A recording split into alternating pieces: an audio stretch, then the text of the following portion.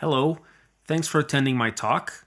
The topic is Feminism in STEM, Recruitment, Bullying, and Bad Evidence from Professional Scientists. I'd like to start off by first thanking everyone who put this conference together. I imagine it was quite a bit of work considering the current circumstances. And of course, thank you for inviting me to speak. So let's just get right to it. Why am I talking about feminism in STEM? Well, I was in a STEM field in physics at the University of California, and it's my impression that there is this idea that while it seems to be understood that campus-style feminism, the type of feminism you'll find in the gender studies course, has taken over a lot of academic fields, that sciences have somehow managed to remain somewhat untouched. But I can assure you from my experience in the physics department at the University of California that nothing could be further from the truth. In fact, my experience with basically the department being overrun by feminist dogma inspired me to create a YouTube playlist on my YouTube channel, which is called Galileo's Telescope, which is a channel about mostly physics and science, but I created a playlist about feminism called The Little Pink Book that mostly looks at basically bad academic practices in academic feminism or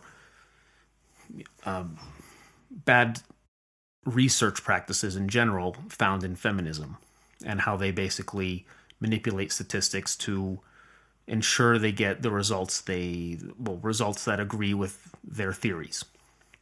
So if you like this talk, you might want to check out that playlist. Okay, so it's true that it's difficult for gender studies to actually get into a STEM curriculum because, let's say take physics for example.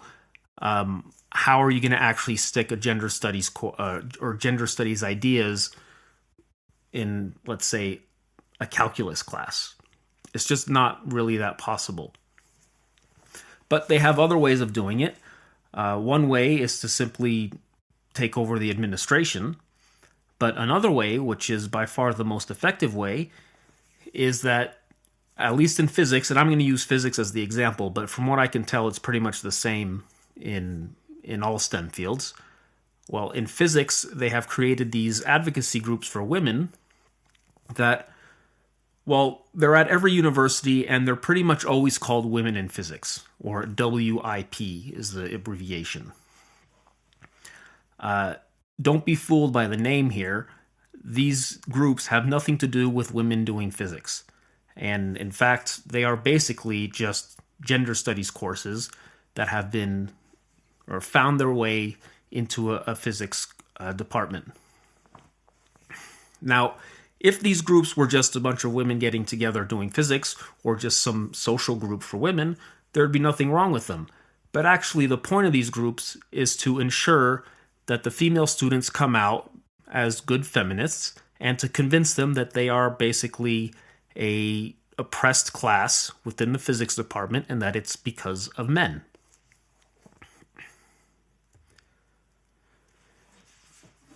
So how it works is, when students arrive in the fall, let's just say this.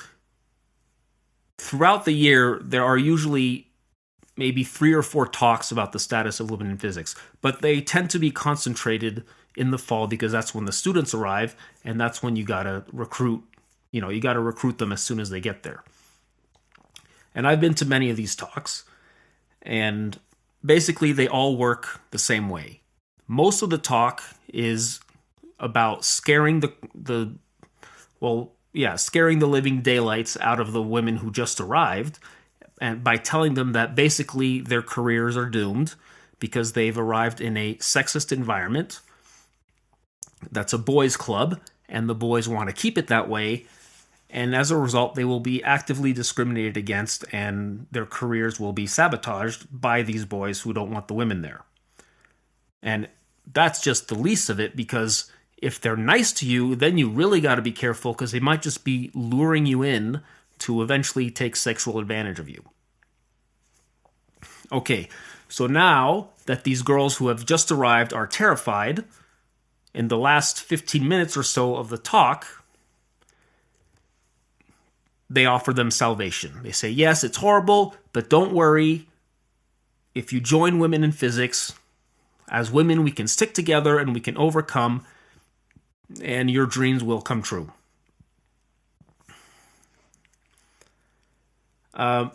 Here's the thing, though. The same professors that are putting a lot of energy into spreading this message, both to the women and to the men, because they want to shame the men for their patriarchal attitudes towards women in the physics department. In the spring, when those same students were visiting and hadn't actually chosen which school they were going to join, the message is the complete opposite. In the spring, the message is the university is a wonderful and supportive environment. We'll make lots of friends that will last a lifetime. You won't just be some student. The professors and the administration genuinely care about your well-being, especially if you're a woman, because the university takes great pride in having female scientists. So clearly, I think I've just demonstrated that this story, this patriarchal story about physics being a boys' club that's out to sabotage women, is not even believed by the people spreading this message. Because if they really believed that the environment was so bad for women and that, say, 1 in 5 women who came into the university would come out having been sexually assaulted, they would never be doing all this promotion of their program or all this outreach to, well, basically high school girls, so underage girls, encouraging them to come to the university while secretly believing that a quarter of them are going to be sexually assaulted. So clearly, nobody believes this, especially the people spreading the message. If you want to know a little bit more about how this process works, I did create a video in that playlist called Campus Advocacy that goes into a little more detail on how this works. But what happens is all the women join, because really what the message is here is join women in physics or else. Because if you don't join, then you're viewed as a traitor to your gender, traitor to women. And that's exactly what happens if you don't join. I only know 2 women who didn't join, and they both told me that the female professors who were heavily invested in women in physics both went out of their way to let both of them know that they were disappointed in their choice not to join, and that they basically were, traitors to women. So most of the women join not because they have a problem with men, but because they just don't want to be, or they want to be part of the social group. You don't have to be very observant to know that if there's one thing young women don't like, it's being socially excluded. And that's what will happen if they don't join. So in this talk, I'm going to go over some of the main pieces of evidence that are put forward to supposedly support this claim of physics being hostile to women. Right, so the 4 main ones are anecdotal stories of poorly behaved men, low numbers of women in the department, unconscious bias, and imposter syndrome. There's a 5th one that's often talked about, which is sexual harassment, but I'm not going to talk about that. Well, for one thing, it kind of fits into the horror stories, the anecdotal horror stories category, but that's more of a campus-wide tactic of spreading feminist ideas, and it's got its own set of problems, and I'm not going to talk about it. I'd like to emphasize that in this case, all of this so-called evidence is presented by physics PhDs or scientists, professional scientists and tenured professors. Unlike, say, if you weren't in a gender studies department, There, the evidence is presented by people who actually don't really know how to do research. They don't have any proper training in statistics or proper research, so they can kind of hide their faulty evidence behind the fact that they're not really, it's not really reasonable to expect them to be competent researchers. But in this case, these are competent researchers and they can't hide behind that. I also have a video on basically all of the tricks of the trade by feminists to ensure that whatever research is done always agrees with their theory, with their theory of patriarchy. And it's probably good to be familiar with these because, you can say whatever you want about feminists, but one thing is they're really good at what they do. Okay, so first piece of evidence, anecdotal evidence, which has been rebranded as lived experience because everyone knows anecdotal evidence is not really valid evidence. This basically speaks for itself, all right? It's just anecdotal stories about some poorly behaved man somewhere. Now, the thing is, these stories are never about a man in the department. I've never seen a talk where actually there was a professor that everybody knew that was the poorly behaved professor. They have to search the news, in the entire country to find a handful of supposedly poorly behaved men. Usually they've just been accused, but, maybe some of them actually are poorly behaved. And then say, you see, there's this problem because we found so many in the news, but, they had to look in the entire country to find them. They're never the men in the room. So there's this culture against women, but these men that are perpetuating this culture are never present. They're, somewhere in the ether somewhere and nobody can find them. A really common tactic is that the presenter will ask the women in the room to raise their hands if they have ever, and then they, insert bad experience with a man. And of course, every woman raises her hand because, every woman has had a bad experience with a man or met a man who was a jerk. So, everyone raises their hand. And this is taken as evidence. The argument is, look, all these women have had a bad experience with a man. That is therefore evidence of a hostile environment towards women. Now, these are scientists, so they make sure to do their due diligence and proper research and have proper controls. So they also ask the women how many have had good experiences with men. And of course, they all raise their hand because most of the men in the department are very well behaved and very supportive of women. And then they ask the men if they've had bad experiences because you got to make sure this is actually a female targeted thing. It's not just, every human being has had something happen to them. No, I'm just kidding. That never happens, all right? Never are there control groups. And this is going to come up over and over again. They just ask how many have ever, and that's really the key. It's not how often does it happen, it's have you ever. Well, of course every woman has had a bad experience with a man because every woman has probably encountered thousands of men in her life. And so it's inevitable that from time to time she'll meet a jerk. You could do the same thing with men and ask about women. How many men have ever met a woman who chases men with money? Or how many men have ever met a woman who they would call crazy? Probably every man will raise their hand. Does that mean we live in a culture of crazy gold diggers? No.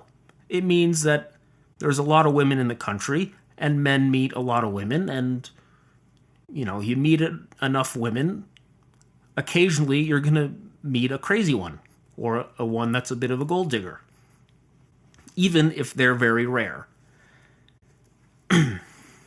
You can think of it like, how many people have ever seen a Chinese baby in the United States? Probably everyone. Well, Chinese babies are actually quite statistically uncommon, but everyone sees one probably on a somewhat regular basis. That doesn't mean we live in a culture of Chinese babies.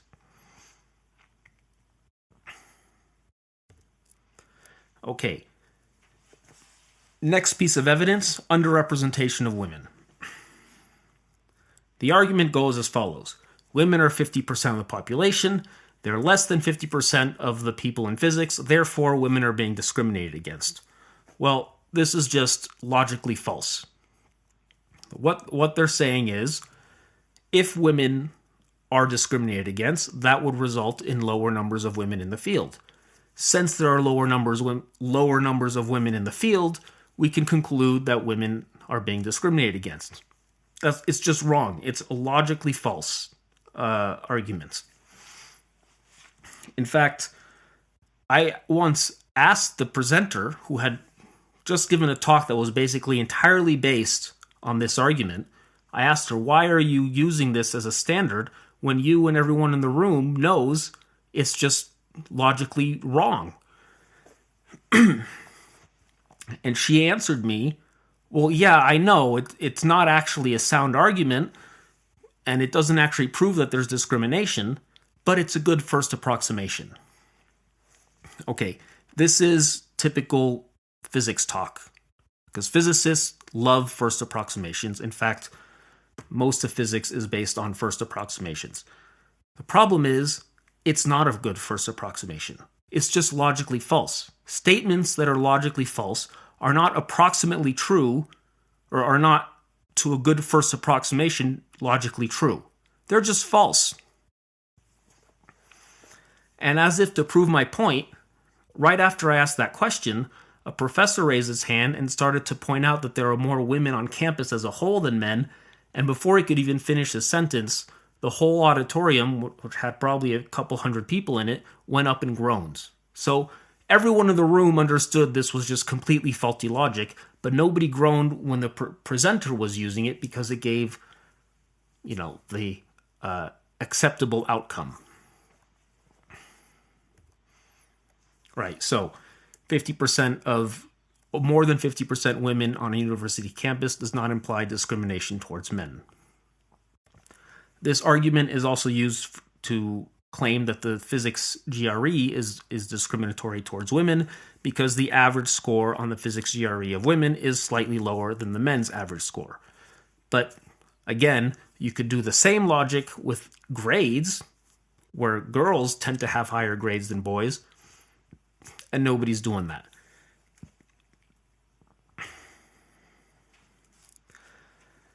So one thing that happens here a lot is that they're claiming something to be true in a STEM field. But actually what they do, if you pay attention, is they just pull from maybe one STEM field. So commonly they'll pick physics because there's few women there. They'll claim to have found some pattern there. Then they'll jump to saying we found a pattern in STEM, even though they only sampled from physics. Once they've established this is a STEM effect, they then jump to saying this is something we found in education as a whole. And then once they've established it's part of a problem in education, they say this is a result of societal-wide biases towards women. So this is really astounding because they sample from a tiny corner of the population, which is people in physics, extrapolate to STEM, then extrapolate to education as a whole, and then extrapolate to the general population, with no justification for that. And remember, these are professional scientists, people with PhDs doing this, and nobody ever has a problem with it. Another thing with STEM fields is, because the definition of STEM is somewhat vague as to what counts as a STEM field and not, they can just throw out fields that don't suit their theories. So, for example, medicine, psychology, and social science do fit the apparent definition of a STEM field. They're rarely considered. And when dealing with gender, even though biology is pretty much universally agreed on that it's a STEM field, when dealing with gender, it's very often excluded. And I'm going to show you why.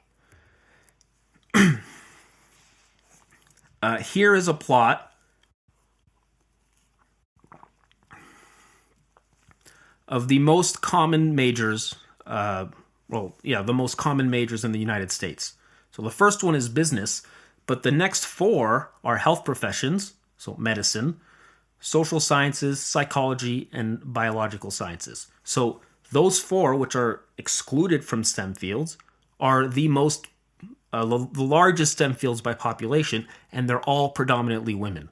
So, yeah, if you throw them out, you've just thrown out all the women. So it's not really a surprise you're left with low numbers of women. Basically, STEM is being defined in practice as fields with low numbers of women in order to then claim that there are low numbers of women in STEM. So we can see here, if you include other fields that fit the STEM definition, well, we actually have 50-50 men and women. So on the left here, we have various STEM fields, or STEM fields broken up into various categories, and you can see some of them are mostly women and some are mostly men. So this graph shows the fraction of women in the field. And when you put them all together, on the right here, we have the yellow line and the blue line are men and women, fractions of percent or numbers of men and women, and they've been the same for the last 20 years. In fact, they've probably been the same since the 80s. So, yeah, if you throw out, going back to the plot on the left, if you throw out psychology, which is the black line, and then you throw out biology, which is the red line, and you throw out social sciences, which is the orange line, you've just thrown out all the women.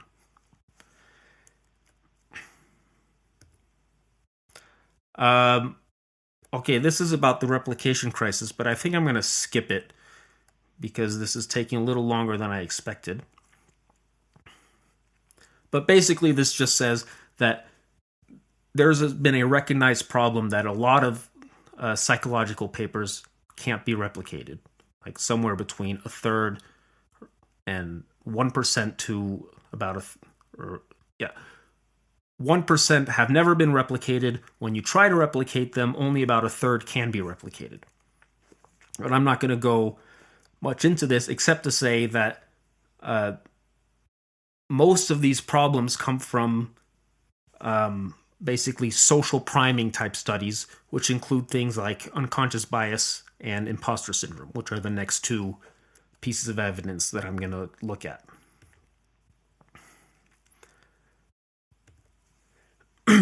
Okay, so unconscious bias. What is unconscious bias? Basically, it's this theory of psychology and behavior that we all have, or we all experience in our subconscious, slight little cues from society or from the culture around us that we don't really notice, but then cause us to behave in discriminatory ways or biased ways towards different groups of people. It's very important to know, or to note, that this theory is very far from being accepted by clinical psychologists. It's highly controversial. In fact, from what I understand, most psychologists don't really think this is a very sound theory. The most popular way of measuring unconscious bias, there are a number of ways of measuring it, but the most popular test is the implicit association test, or the IAT. And this test has mountains of papers finding problems with it. It's unclear what it's measuring. If it is measuring something, it's unclear how to interpret it. So you have this problem where opposite biases can give the same result, and that's been demonstrated. The test itself is not reliable, meaning that if you give the same person the test multiple times, the correlation between those two tests or the test and the retest is very low.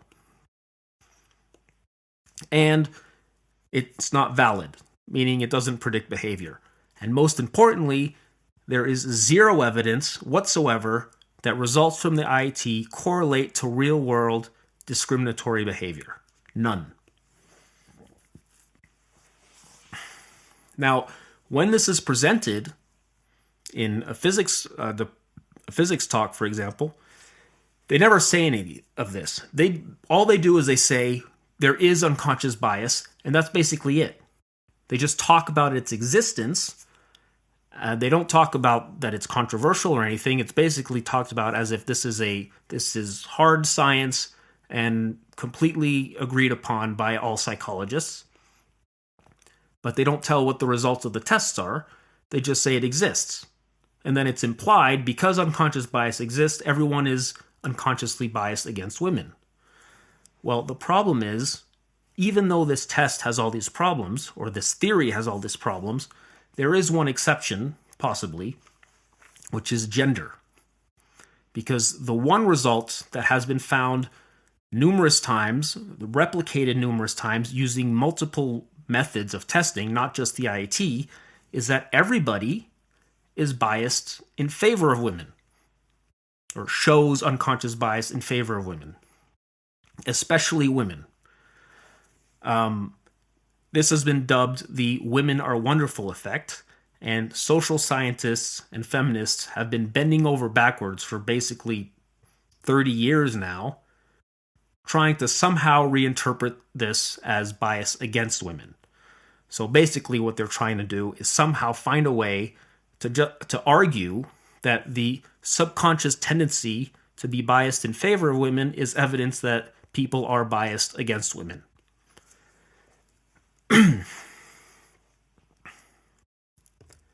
So, as I said, it's been replicated numerous times, and it's been replicated cross-culturally. Not only that, cultures that have stronger gender roles show the strongest women are wonderful effect. Meaning, the more a culture tends to have strict gender roles, the more they tend to think women are wonderful. Almost as if gender roles were put in place by societies in an attempt to benefit women.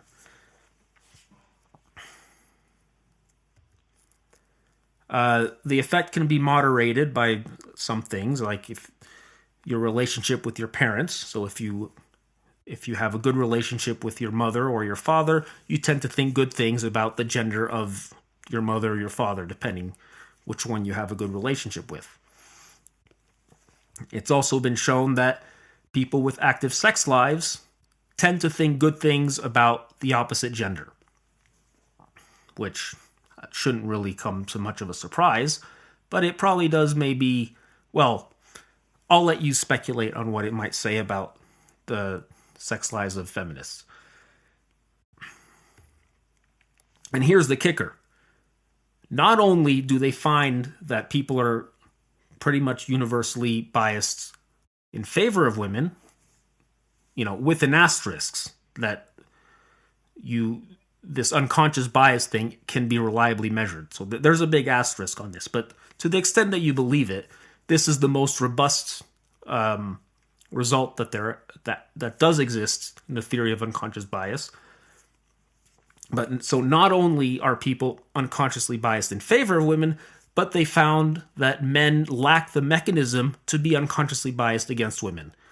Now, I don't really understand how they conclude this because I'm not a psychologist, but from what I gather, it's basically that men do not have a psychological mechanism for viewing themselves as part of the group men. That's not a category they identify as, where women do view themselves as we're part of the group women. Men will have groups, they'll identify with their other groups that might be predominantly men, but they're rallying around something else like sports team or race or political party or something like that. So not only are people not is anyone showing unconscious bias against women, but men who are supposed to be the most biased against women aren't even capable of doing it psychologically. I'd like to point out that you've probably heard of, if you've heard of unconscious bias, you've probably heard of unconscious bias training. And recently, a meta-analysis of 500 papers looking at the effectiveness of unconscious bias training has found that it has no effect. It does not affect behavior. It does not in any way reduce discrimination or biased behavior, and it doesn't have an effect on results of the IAT. And one of the authors of this paper is one of the creators of the IAT. So he made his career initially on the IAT, and he's saying unconscious bias training doesn't work.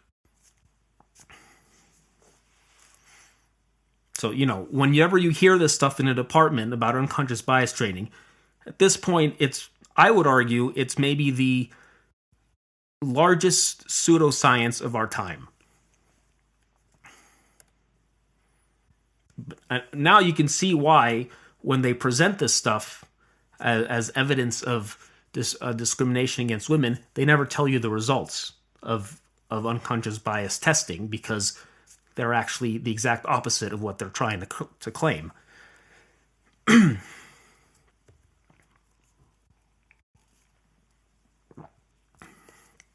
Okay, imposter syndrome. This is by far the biggest one. If you go to any Women in Physics website, I guarantee you will find all sorts of stuff about imposter syndrome. They talk about this all the time. So the theory of imposter syndrome, or the idea, is that a person who has imposter syndrome, let's say they're a very qualified person, but they believe, or they are worried that actually they're not as qualified as, say, their resume says they are, or as the people around them expect them to be, and it's only a matter of time before the qualified people they're working with are going to figure out they're actually imposters in the field. Like, they don't actually belong there because they're not actually qualified, even though on paper it says that they are. This is not a recognized psychological disease or a psychological disorder, officially. This syndrome came up with an original study back in the 70s, and this is a really bad study. They only looked at high-achieving women. So they didn't compare to low-achieving women, and they didn't compare to men, either high-achieving or low-achieving. And they found that a large number of these women had this sort of self-doubt about them belonging in this highly successful, or in this position that requires them to be highly competent. So I don't know how many times I can stress this, but you cannot claim to have measured something if you don't have a background measurement or a control group to compare to. And it's just astonishing the number of studies I've seen that do this. In fact, every talk I've been to, there's no control group. And every time I went to one, I would raise my hand and ask, why is there no control group? And everyone would look at me like I'm saying the moon was made of cheese. And these are all PhDs and tenured professors in physics. In the paper, the authors speculated that this self-doubt that these high-achieving women had was due to negative cultural stereotypes about women. They didn't do any testing to see if that's why. It's just pure speculation. Now, after this study came out, feminists ran with it, but there weren't that many follow-up studies. But eventually, someone had the brilliant idea to maybe insert a control group and see how common this effect was in men.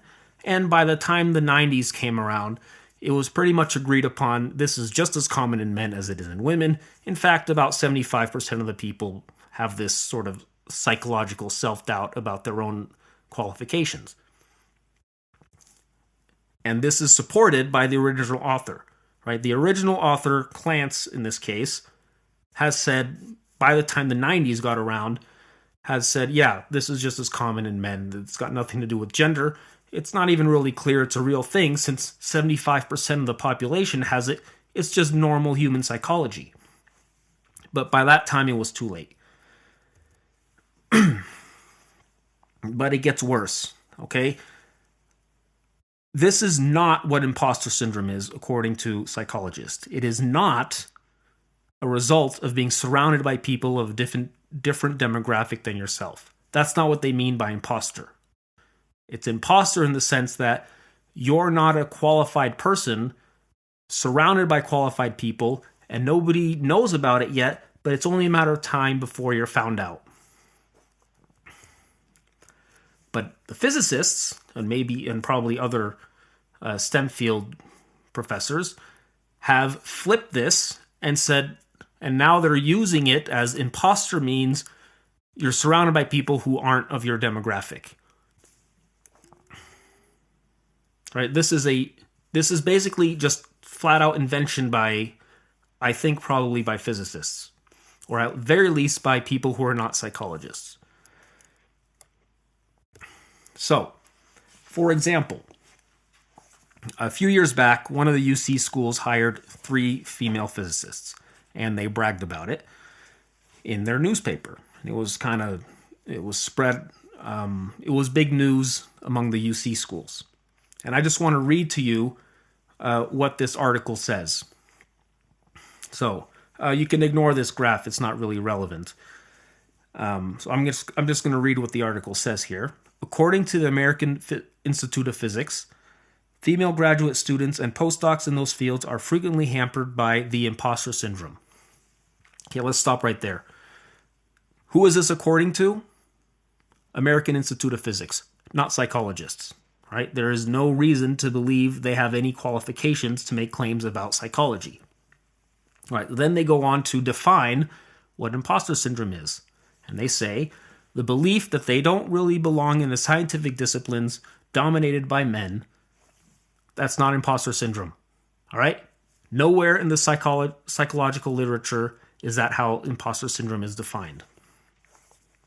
They continue, as a consequence, many women drop out before they can establish their careers as scientists, but effective mentors, particularly other women scientists, have been shown in studies to counteract the problem. Do they cite the studies? No. And here's where it really gets interesting. I'm going to quote what one of the women interviewed here was said. So this woman, White, is one of the lead researchers, I think the lead statistician for the American Institute of Physics. And she says, quote, men can also be exceptional mentors, but there is something about being someone who looks like you. It's easier to believe you can do something when they look like you. I can't tell you how many times I've heard this. Women, it's difficult for women because they're surrounded by people that don't look like them. I mean, and this is said by people who are claiming to be fighting bigotry and bias. I don't even know what to say. It's probably one of the most bigoted statements I've ever heard. I can't work with people because they don't look like me.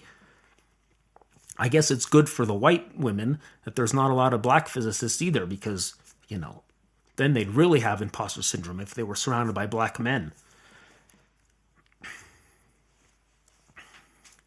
What they don't say in this article is that White's own research at the American Institute of Physics has concluded every year for the last 10 years at least that discrimination cannot explain the low numbers of women in physics.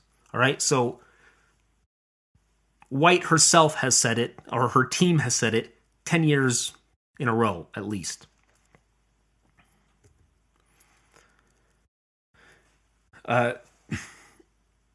Imposter syndrome is used as basically the main explanation for why women on average have a lower GRE score, physics GRE score than men. And the argument is they're in a room full of men, they get psychologically discombobulated and believe they don't belong there and their performance suffers.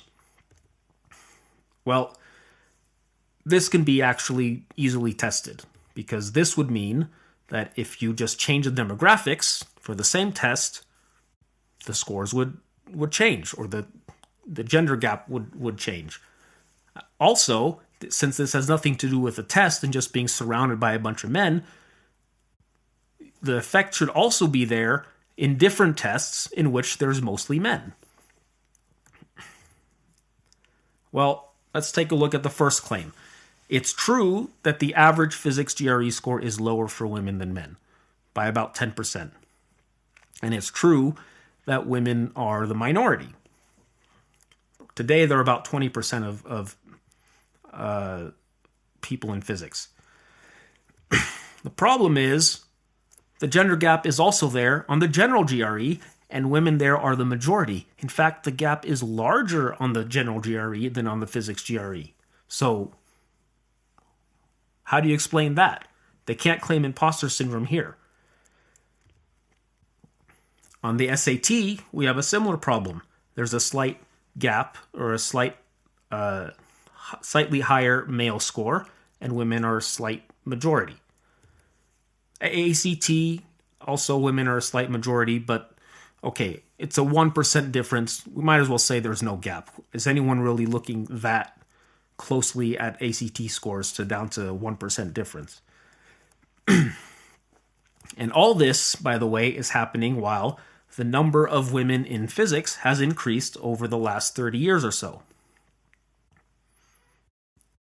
By the way, if you look at this graph, which is from a paper about women in STEM, which field is missing? Biology. Okay, so first prediction didn't pan out, but maybe it's not an if and only if situation, so let's look at the next claim. If we change the test, so a different test but with the same demographics should also have a imposter syndrome problem. Well, that's easy. Just look at other tests in physics, same demographics. Well, it turns out that when you look at grades, women on average, even in STEM fields, have higher grades than boys. So what happened to imposter syndrome? It went away all of a sudden. In fact, girls have higher grades in every field or every subject at every age across the board from first grade all the way through grad school. Or actually, they have higher or equal or higher grades. So, is anyone claiming this is discrimination because girls have higher grades? No. So, what's going on? These are exactly the same demographics, and there's no effect from imposter syndrome. In fact, it's not just the exact same demographics. It's literally the same people. The men that the women who take the GRE, or the women who take the GRE, are surrounded by the same men they've just spent 3 years in college with, taking physics courses, doing their homework with, taking their tests with, taking their midterms with. They're probably friends with most of them. So they have no problem hanging out with them. Then all of a sudden, GRE, and they're psychologically discombobulated by imposter syndrome. This doesn't make any sense. In fact, it's been shown that there is another explanation for this, which is that when there's a penalty for guessing, women are slightly less likely to guess and they skip a lot more questions. On average. And if we go back to the ACT, in all of these standardized tests, the ACT is the only one that doesn't have a penalty for the wrong answer, and that's got the lowest gender gap, which is basically 0. Of course, you can't bring this up. It doesn't fit it's not the right narrative, and even though it would easily fix the problem if you just explained to these mathematically minded physics students the probabilities of guessing.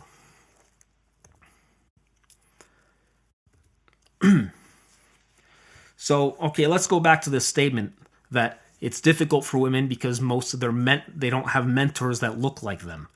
Well, they do have mentors that look like them, first of all. It's not like there's no women in physics. It's still 20%, so 1 in 5 people in the department are still women. But let's pretend it's true for a second. Imposter syndrome for women would start at 18 years old and as adults.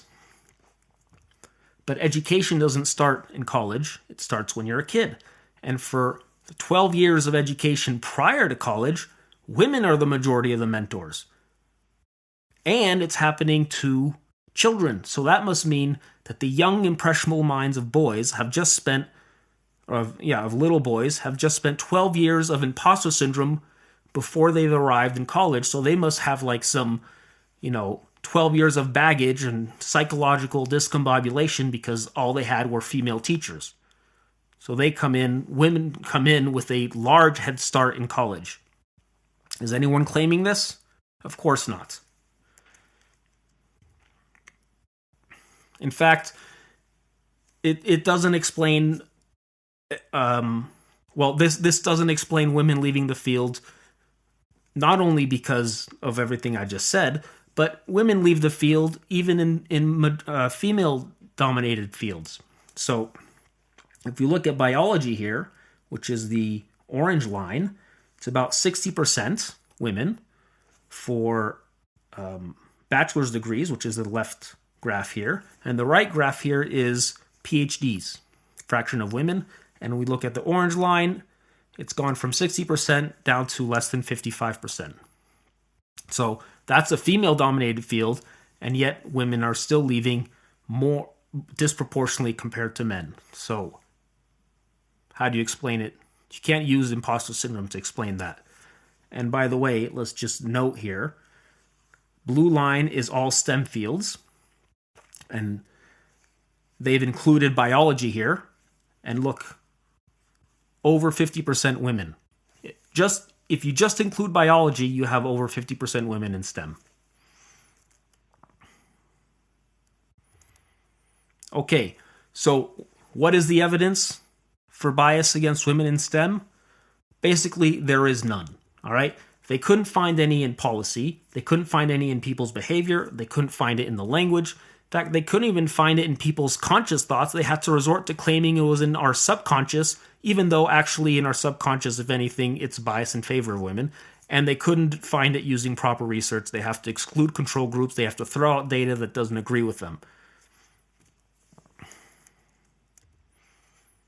And if that's not enough, to the extent that discrimination does exist against women, who's most likely to do it? Successful, high-ranking women. And who's most likely to show favoritism towards women? Old white men. The patriarchy incarnate. So, does that mean there's no sexism in STEM? Well, departments bend over backwards to hire women. They publicly brag when they hire women. They have affirmative action for women. They have advocacy groups that teach women that the men around them are basically monsters and that offer them extra support that's not offered to the men, which is a violation of Title IX. They claim that women bring in some new perspective that is unavailable to the male brain. They claim that men cannot be good enough mentors simply because they don't look like women. They claim that women are so psychologically discombobulated simply because there's men around them that they can't be expected to do their job properly. And men are generally portrayed by the worst handful of cherry-picked men that can possibly be found in the country. And all this is done by breaking basically every single fundamental rule of proper science and research and statistics. And of course, if you question it, you're actively silenced through bullying and shaming tactics accusing you of misogyny. So, is there sexism in STEM? Absolutely. And there's also quite a bit of academic fraud. So, that's my talk. Thanks again for inviting me to talk at this conference. And if you want, I have all the references to all the paper or all the figures I've cited. So, thanks again.